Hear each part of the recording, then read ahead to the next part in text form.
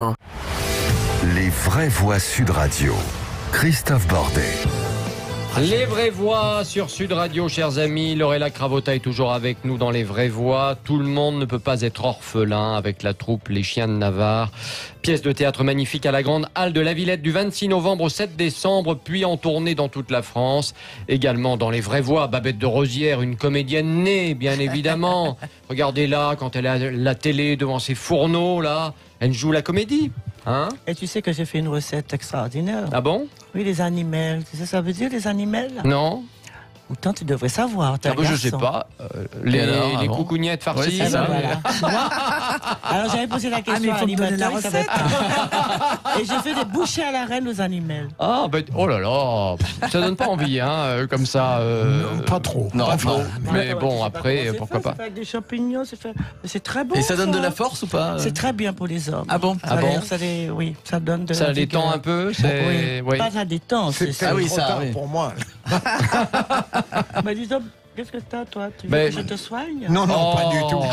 Du tout. On a envie de voir ça. Allez. Bon, chers amis, Philippe Bilger, vous l'avez entendu, est là, Philippe Rossi aussi, et puis notre débat très sérieux, évidemment. On revient sur cette catastrophe à quelques encablures de Toulouse, le pont suspendu de Mirepoix-sur-Tarn qui s'est effondré ce matin. 1700 ponts risquent de s'effondrer en France, figurez-vous, selon un rapport.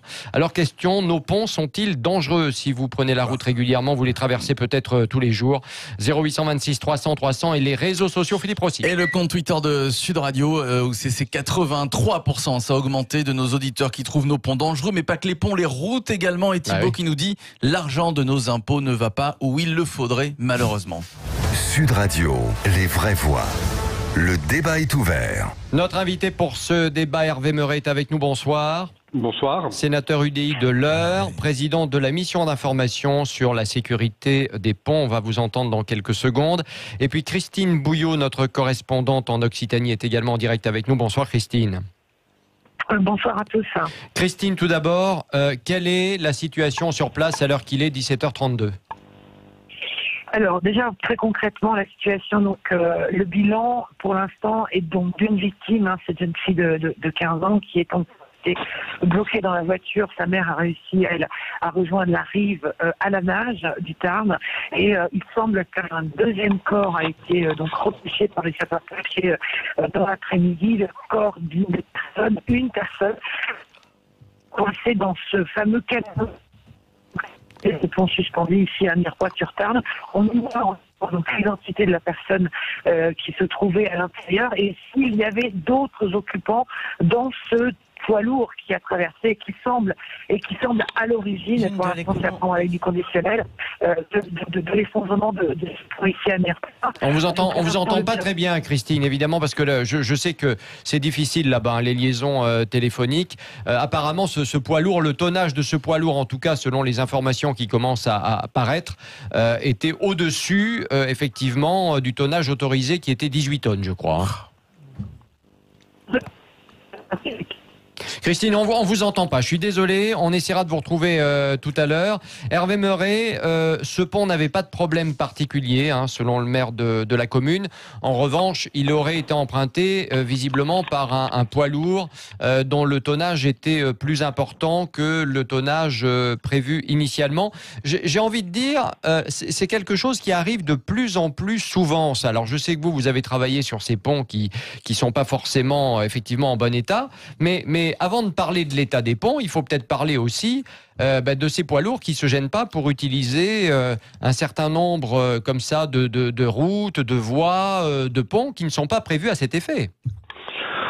Si vous voulez, je trouve quand même assez surprenant, pour pas dire hallucinant, qu'on nous explique que ce pont était en bon état, qu'il avait été inspecté, qu'il présentait aucun risque de dangerosité, qu'il y avait eu des travaux d'entretien, que tout allait pour le mieux dans le meilleur des mondes, et qu'il s'effondre entre guillemets simplement parce qu'un poids lourd passe dessus. Ça n'est bien sûr pas compréhensible comme c'est pas recevable pour vous?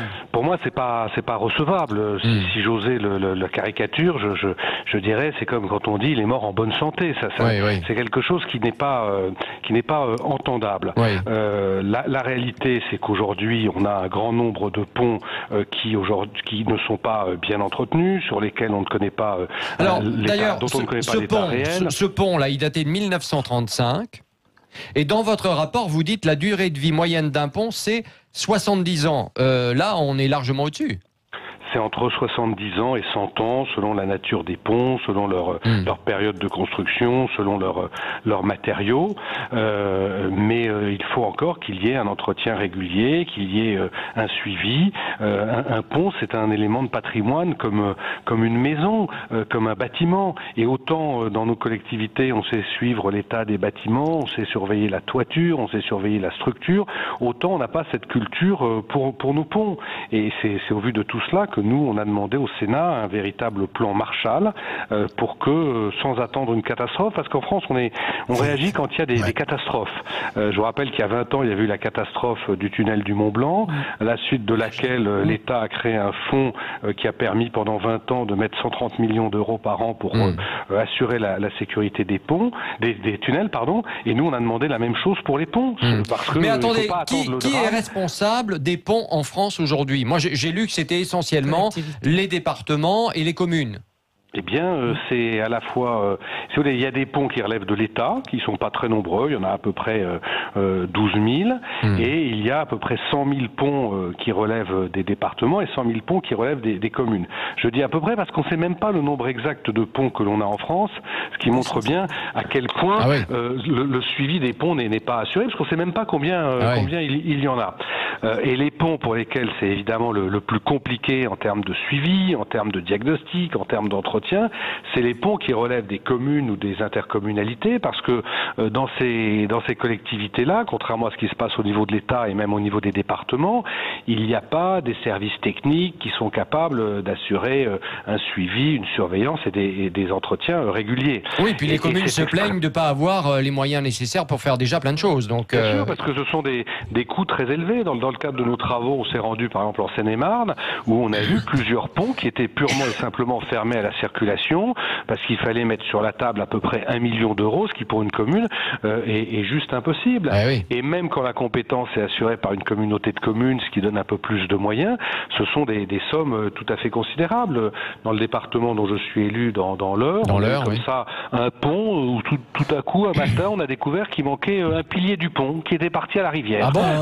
Donc ça montre bien comment les ponts sont surveillés, et la communauté de communes, puisque là c'était la communauté de communes qui intervenait, elle a dû mettre 400 000 euros pour refaire le pont, sans aucune subvention ni de l'État ni du département, et donc vous voyez bien que c'est quelque chose de très important. Et même si on veut faire, ce qui est le début du commencement, un diagnostic, parce que c'est comme en médecine, avant de prescrire, il faut peut-être faire le diagnostic, quand on sait qu'en moyenne, un diagnostic simple, c'est autour de 5 000 euros, quand vous voyez le nombre de ponts que l'on a en France, ce sont des budgets absolument considérables. Alors là on nous dit, en tout cas, le Premier ministre l'a dit tout à l'heure, il a dit que ce pont avait été effectivement inspecté en 2017, donc c'est pas très vieux. Philippe Binger? Alors, il a peut-être été mal inspecté en 2017, mais monsieur le sénateur, est-ce qu'au fond, il n'y a pas une négligence française qui ne se mobilise, vous l'avez dit tout à l'heure, que lorsqu'il y a une tragédie, au fond, tant que rien ne se produit de calamiteux, on considère que les choses vont bien sur le plan des infrastructures. Est-ce qu'il y aurait un moyen d'imposer des surveillances régulières, à votre avis ?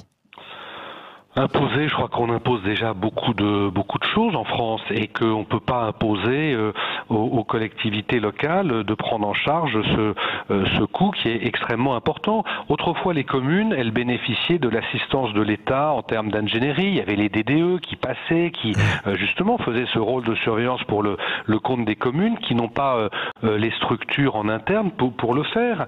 Et quand je vous disais que un pont, faire un diagnostic, ça coûte au bas mot 5 25 000 euros. Si vous multipliez par 100 000 le nombre de ponts qui relèvent des communes, ça fait 500 millions. Donc vous voyez que ce sont des sommes très importantes.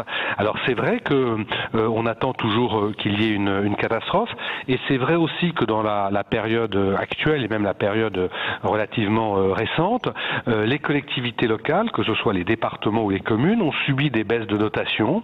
Donc elles ont essayé de faire des économies là où elles ont pu, et souvent on cède à la facilité de faire des économies sur ce qui se voit le moins, c'est-à-dire l'entretien. Alors ça va 1 an, ça va 2 ans, ça va 3 ans, mais il arrive un moment où on est rattrapé par le mauvais entretien, et on sait très bien, et c'est vrai de n'importe quel particulier dans sa maison, que si on ne fait pas de l'entretien, ça coûte encore plus cher à terme quand il faut faire des grands travaux. Et on sait très bien qu'en matière de voirie, c'est assez valable aussi pour les ponts, si on met pas 1 euro aujourd'hui, il faudra en mettre 10 dans 10 ans. C'est vrai. Voilà. Hervé Moret, dans votre rapport, vous disiez que 1700 ponts pourraient s'effondrer en France. Vous confirmez ce chiffre ce soir? On a même cité un chiffre plus élevé. Au global, on considère qu'il y a à peu près 25 000 ponts qui sont en mauvais état. En mauvais état, oui. Donc, mais les 1700 ponts, attendez, les 1700 ponts qui pourraient s'effondrer, ce sont des ponts sur lesquels aujourd'hui on roule encore ou ils sont interdits de circulation? Alors le chiffre de 1700 ponts, je ne sais plus. Ah, mais il est dans votre rapport. C'est pas moi qui l'ai écrit. Hein, Écoutez, si vous voulez, les ponts qui relèvent de l'État, l'État a fait un diagnostic de ces ponts. C'est là où on a la meilleure visibilité. Mais il faut fermer ces ponts s'ils doivent s'effondrer. Il faut les fermer urgemment, tout simplement. Bien sûr qu'un pont, mais d'ailleurs un certain nombre de ponts sont déjà fermés en France. Hein. J'ai eu l'occasion d'aller visiter des communes, et pas au fin fond de la France, que c'était en Seine-et-Marne, où par manque de moyens, les communes ont dû purement et simplement fermer leurs ponts. Donc il faut effectivement prendre des mesures de fermeture quand il n'y a pas d'alternative, mais il faut surtout, encore une fois, faire en sorte que les communes soient aidées pour faire un diagnostic et ensuite les travaux nécessaires. On a su le faire dans les tunnels quand il y a eu une catastrophe. Je pense qu'on peut le faire en France sans attendre une nouvelle catastrophe. Ce sont des sommes importantes, mais qui sont quand même pas considérables par rapport aux enjeux qui concernent quand même des vies humaines. Consacrer 130 millions d'euros par an, comme on le demande, pour aider les communes à faire ce travail, ça me paraît quelque chose de tout à fait raisonnable. Monsieur le sénateur, la comédienne Lorella Cravota est toujours avec nous. C'est notre fil rouge aujourd'hui dans Les Vraies Voix sur Sud Radio pour cette pièce. Tout le monde ne peut pas être orphelin, avec la troupe Les Chiens de Navarre à la Grande Halle de la Villette du 26 novembre au 7 décembre prochain, puis en tournée dans toute la France. Tiens, Lorella, vous prenez la route, j'imagine, régulièrement, notamment pour les pièces, hein, évidemment. Oui, bien sûr. Je ne sais pas si vous prenez le bus ou si vous faites du vélo dans Paris, de la trottinette, etc. Mais c'est vrai que l'état des routes, des ponts, les nids de poules, etc. Je ne sais pas si vous les sentez bien quand vous circulez. Mais en province, je les sens pas mal. À Paris, beaucoup moins, parce que je n'ai plus de voiture sur Paris. Pour ce qui est des tournées, nous partons en TGV et j'espère que les ponts des TGV sont en forme, oui, on espère. En revanche, en province, je dois remarquer que dans notre ville de Nîmes, qui est une superbe ville qui a été en partie rénovée parce qu'elle était... vous êtes de Nîmes? Je suis gardoise. Gardoise. Je suis gardoise. Vive les Gardois. On est sur Sud Radio, les amis. Voilà. Je suis gardoise, alésienne, sévenole, en fait. Et puis, tout ce qu'on aime, voilà, tout ce qu'on aime. Tout ce que vous aimez. Oui, absolument. Et là-bas, effectivement, ça s'arrange pas. Dans les villes, dans les rues adjacentes, c'est rempli de nids de poules, quoi. C'est infernal, infernal. Ouais. Comme le rappelait effectivement Hervé Moret il y a un instant, ce que l'on ne fait pas comme travaux aujourd'hui risque de nous coûter encore plus cher demain. Et c'est vrai que c'est très compliqué parce que maintenant, ce sont les intercommunalités qui s'occupent des nids de poules. Donc, quand vous êtes maire d'une commune, il faut appeler l'intercommunalité, puis ils viennent un mois après, si tout va bien, pour mettre un peu de goudron. Donc, on n'en sort plus, quoi. En fait, hein, on rapièce. Il paraît que le budget de l'État est insuffisant aussi pour les ponts. Oui, mais enfin, le budget de l'État est insuffisant pour l'hôpital, pour plein de choses. Il y a 250 000 ponts ici en France. Hein. Absolument. Allez, on se retrouve dans un instant dans Les Vraies Voix sur Sud Radio avec la suite de notre débat. Cette catastrophe à une demi-heure à peine de Toulouse ce matin, le pont suspendu de Mirepoix-sur-Tarn qui s'est effondré. 1700 ponts risquent de s'effondrer en France selon un rapport. Et cette question, nos ponts sont-ils dangereux? 0826 300 300 et bien sûr les réseaux sociaux. Philippe Rossi. Et le compte Twitter de Sud Radio où les chiffres du sénateur Hervé Maurey ont fait peur à nos auditeurs puisque c'est le oui qui l'emporte et qui augmente. On passe de 82 à 89% de nos auditeurs qui disent oui. Finalement, nos ponts sont dangereux. Allez, on continue le débat dans quelques minutes. À tout de suite dans les vraies voix sur Sud Radio avec la suite de notre débat. Cette catastrophe à quelques encablures de Toulouse ce matin, le pont suspendu de Mirepoix-sur-Tarn qui s'est effondré. 1700 ponts risquent de s'effondrer dans toute la France. Et cette question, nos ponts sont-ils dangereux? Les réseaux sociaux, ça donne quoi, mon cher Philippe Rossi? Et le compte Twitter de Sud Radio où c'est toujours un 91%, ça augmente, ça ne cesse d'augmenter. 91% de nos auditeurs qui ont peur, ils le disent dans les commentaires et qui trouvent les ponts dangereux. Alors, la question, Hervé Maurey, sénateur UDI de l'Eure, président de la mission d'information sur la sécurité des ponts, c'est là on parle des ponts où passent les voitures, les camions, mais justement dans votre rapport et dans le travail que vous avez fait, on en parlait il y a quelques instants avec Lorella, au niveau des ponts SNCF, on espère quand même qu'ils soient plus solides que les ponts pour les voitures. Écoutez, notre rapport, il a porté sur les ponts qui sont destinés aux automobiles. On n'a pas examiné les ponts sur lesquels passent les trains, mais on sait très bien qu'on a un réseau ferroviaire qui n'est pas en bon état. C'est d'ailleurs... C'est pas rassurant, hein. Non, écoutez, vous m'interrogez, je vous réponds. Bah, vous avez raison. Ouais. Je vais pas pratiquer la langue de bois, on accuse assez les politiques de le faire. Ouais, c'est vrai, on sait qu'on a un réseau ferroviaire qui est en très mauvais état en France. Alors je pense que les ponts qui portent les TGV sont en relativement bon état puisque ce sont des infrastructures récentes. Ouais. Et justement, comme pendant des années on a fait la politique du tout TGV, on n'a pas entretenu le réseau ferroviaire français. Et c'est d'ailleurs pour ça qu'aujourd'hui on a des portions avec des ralentissements importants parce que dans certains cas il faut ralentir parce que l'état du réseau ferroviaire nécessite ces ralentissements.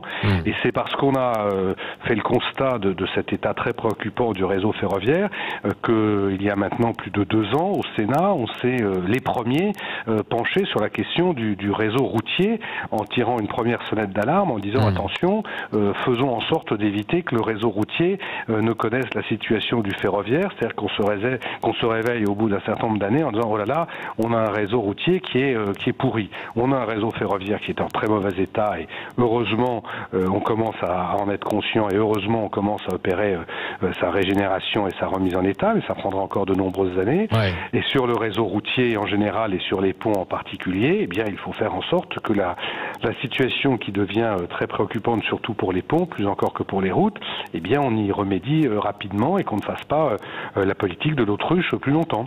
Philippe Rossi. Oui, alors sur les ponts, effectivement, la situation est très très préoccupante, mais au niveau des routes, moi je voudrais signaler que j'ai vu plusieurs accidents et moi-même j'ai failli avoir un accident à cause des nids de poules lors des routes complètement dégradées. Et quand l'accident arrive, bah souvent les policiers, les gendarmes dans leur rapport ne prennent pas en compte le fait que l'accident soit survenu à cause d'un mauvais état de la route.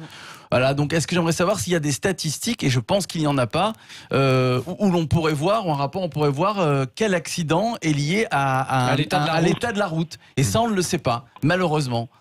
Non, je crois qu'on ne le sait pas, et en plus très souvent les causes sont multifactorielles, c'est-à-dire que c'est pas en général une seule cause qui a provoqué l'accident. Ouais. C'est vrai que s'il y a une faute de comportement, elle est amplifiée si la route en plus est en mauvais état. Donc c'est assez difficile de faire ce classement. Mais ce qui est vrai, c'est que les crédits que consacrent les départements à l'entretien de sa voirie ont baissé, par exemple entre 2013 et 2017 ont baissé de 30%, non pas parce que les départements ont décidé un jour de plus s'occuper des routes, mais parce que les départements ont dû subir dans cette période une baisse de dotation, ont dû subir une augmentation du RSA, ont dû subir la nécessité de participer à de nouveaux investissements d'ailleurs très importants, comme le déploiement du numérique en France et qui repose beaucoup sur les départements. Donc on vous donne moins d'argent, vous devez le répartir sur plus de... Enfin, l'État se défausse beaucoup sur les collectivités locales. C'est quand même ça le problème et la réalité. Hervé Maurey, vous restez encore quelques minutes avec nous. Gérard nous appelle au 0826 300 300 pour cette question. Nos ponts sont-ils dangereux? Gérard, bonsoir. Allô Gérard. Oui. Bonsoir. Bonsoir à vous. Comment ça va Gérard? Bah ça va tout doucement, mais je suis quand même gêné d'intervenir parce que moi je dis que le grand problème en France, ça vient surtout des camions.